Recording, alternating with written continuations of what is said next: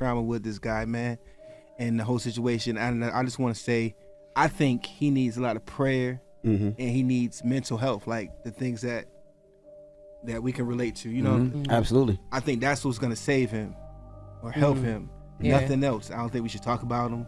I don't think we should make fun of him. What has recently come out about Q from Day 26 and Diddy is truly disturbing. We have heard time and time again that everyone had to endure something when dealing with Diddy, and the bad boy artist seemed to suffer the most because he controlled everything.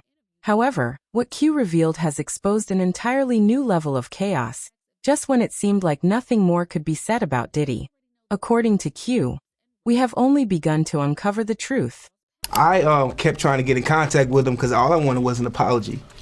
All I kept saying, like, could you apologize? Like, could you just apologize for what I can't talk about right now? But I just wanted to apologize because something was wrong with me, man.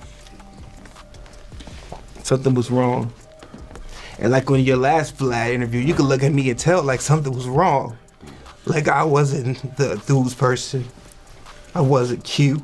I looked like stressed. I looked like I was in a dark place. So like you could tell like something was wrong, like. Apparently, he woke up one morning and discovered a tape of himself circulating, which was reportedly recorded by Diddy.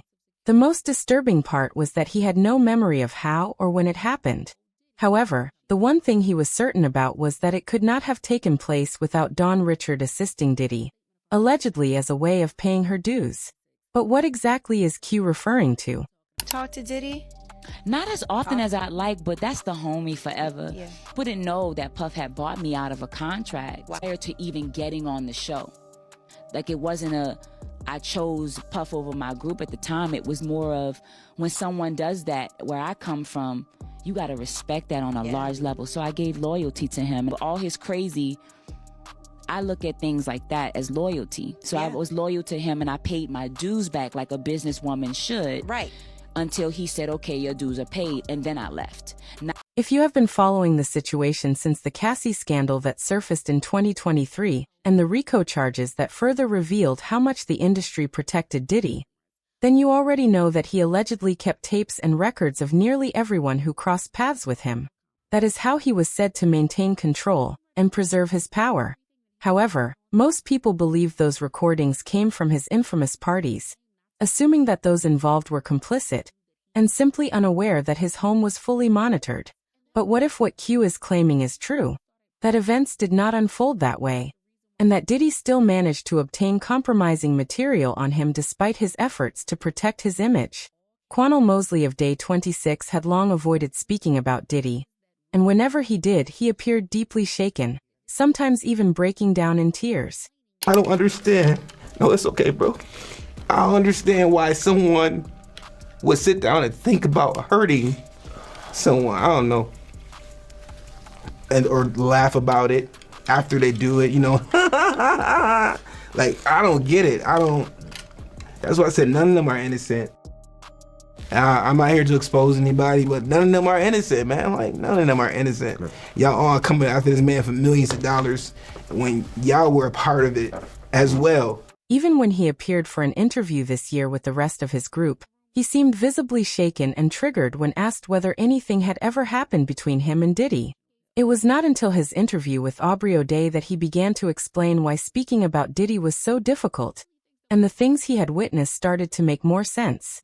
During the time when Day 26 was active, Q was dating Dawn Richard, who was also signed to Bad Boy Records. They became one of the first known couples from the label aside from Faith Evans and the Notorious B.I.G., and their relationship was prominent enough to become a major storyline on Making the Band. One day, Dawn approached him and told him she had something new for him to try, a pill she said she received from Diddy. She showed him another pill meant for herself, making it seem like they planned to do something intimate together later. However, after Q took the pill and eventually regained consciousness, he found Diddy standing over him while several other men were in the room laughing. He woke up screaming, feeling as though something had happened to his body, yet he could not clearly understand what he was experiencing. My ex at the time, which was Dawn, she gave me an ecstasy pill. And she said... Is that what she said it was? Yeah, she said it was ecstasy, and she said it was her Puff to give to me. and it was red. And I took it because I thought I was gonna get freaky with my girlfriend. You know, we tried ecstasy before, and I trusted her that's what it was. He gave her 2 of them. I took mine. Within like 20 minutes, I knocked out and blacked out. I woke up in the twins' bedroom in the basement, and I woke up out of my sleep screaming very, very loud. Who are the twins? I don't know their names. You're talking about Diddy's Diddy's daughters? twins, yeah. Okay. Diddy's twins, his girls. Yeah, I woke up in their bed to cameras filming me, and they were laughing as I woke up out of my sleep, screaming. And it felt like, I'm not gonna cry. Okay. Yeah, take your time. It's okay. It's understandable that you're reliving this and emotion comes with it. There's just no way around it. So It felt very sacrificial. That's what I meant when I said, I felt like they were trying to hurt me, or Diddy was trying to maybe sacrifice me that night. Someone even commented to explain what Q might have been feeling, saying, "The thing is, he wasn't asleep. He was awake the entire time. His coming to was just his consciousness returning to his body." That perspective makes sense because it was only when he began prodding Dawn that he realized the pill was more like a horse tranquilizer than a typical recreational pill. It gets even more disturbing. Dawn never actually took the pill she claimed she would. She only pretended to, giving him a false sense of security. Once she saw that he had taken the bait, she spat hers out and signaled Diddy to come in. Q explained that there were 2 red pills, and she never took hers. "That part always haunted me," he said. "It felt less like a shared experience and more like an experiment, like I was a lab mouse in a twisted trial to see how fast I would collapse. My trust had been manipulated and my vulnerability exploited." After the incident, he began experiencing severe psychological symptoms: auditory hallucinations, racing thoughts, intense paranoia, and crushing anxiety. His thinking became unclear, and his memory started slipping, as if his mind had regressed. He had to relearn basic things with the support of doctors and loved ones. The experience left him broken mentally, emotionally, and spiritually. Q isn't just pointing fingers at Diddy. He implies that Dawn Richard could have been a possible accomplice. It didn't take long for Dawn to respond, issuing a statement. "I want to be unequivocally clear. I have never drugged anyone, nor have I ever given anyone pills to take. The claim that I did such a thing is completely false. If that belief were true, it would contradict the actions that followed, like inviting me into your home, introducing me to your sisters and family, and continuing a relationship with me. It would also contradict choosing to attend social events without me, interacting with people I had previously expressed concerns about, and continuing to live with or do favors for those same individuals, many of which happened while I was not present or even in contact with you. Do we need more evidence?" Dawn's statement essentially mirrored what Diddy and the jury did to Cassie. She was asking why he would stay with her if she had supposedly done all of these terrible things to him. But did you notice that even though she claimed not to know about the incident, she acknowledged that he had introduced her to his family afterward? Q never specified when the incident happened, so how could she even claim to know his behavior after it? Dawn must have realized this too, because she quickly took the statement down. Instead, she had someone else, Diddy's former chef, Jordan, defending her, asserting that Dawn was not lying and that Q was essentially alone in how he was feeling. And also, before I forget, Don Richard is not a liar. Don's not a liar. I was in LA for a lot of stuff that happened, and I was also in New York and the Hamptons. With Dawn and Day 26. It's a lot of you know. You know, the trip where, like, after that, Q lost his mind and he was never really the same. I was in the Hamptons. And actually forget how much that I was really around for.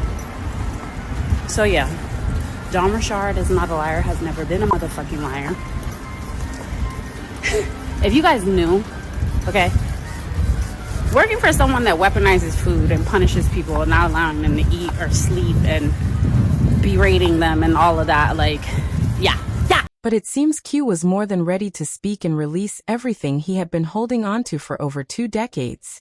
As soon as Jordan made her statement, he didn't even engage with her. He simply shared a snippet of the video he had been referring to and laid it out for everyone to see. According to Q, Jordan wasn't even present when it happened, so how could she possibly know what occurred unless someone else had fed her the details? The video itself essentially confirmed everything Q had been trying to explain. He looked disoriented and dazed, like who wakes up from sleep in that state? And the fact that he was soaked indicates he had been given something extremely potent. Dawn is also seen in the video laughing at him, knowing she had played a role in what happened, which must have been terrifying for Q as he slowly realized he had been manipulated. Did you notice that just before the camera shifted, did he reach for something? You didn't even need it spelled out to know what he was about to do. The wild part is he might have still gone through with it, which is likely why the camera had to pan away so quickly, to prevent it from being recorded. So that's why I said I feel like he's in jail, and I'm not judging anybody because I think he needs prayer and help, but he's in jail because he's a danger to himself, first of all, and he's a danger to the world right now. And I think there's a lot of people that are scared that didn't come out in the beginning, that are very scared because it's a scary situation. It's not just him that could possibly hurt you. It's people around him that are still close to him that could hurt you, or it's just really deep, man. So say what you want about Q of Day 26, but when it comes to Diddy, his story has remained consistent. It's hard to believe he wasn't being genuine or exaggerating for attention, and the internet largely believes his account. If we're going to give Cassie credibility, Q deserves the same consideration. Some defend Dawn while overlooking the harm she caused to her group members and to Q, yet they praise Diddy only to later sue him. The inconsistency is clear. She's always been a pick-me. Honestly, I hope Diddy gets everything he deserves and more. Watching that Day 26 interview, 4 out of 5 members were visibly crying over what he did to Q. I had to watch it too, and Q, I'm sorry you had to endure what you went through with Diddy. He doesn't go into all the details, but you can see the pain and trauma and how deeply it affected him. Diddy deserves what's coming. Do you think Dawn Richard is still a victim of Diddy, or was she both an accomplice and a victim? Sign off in the comments, and make sure to hit that like and subscribe. I'll see you in the next video. Bye, Bulletin Celebrity.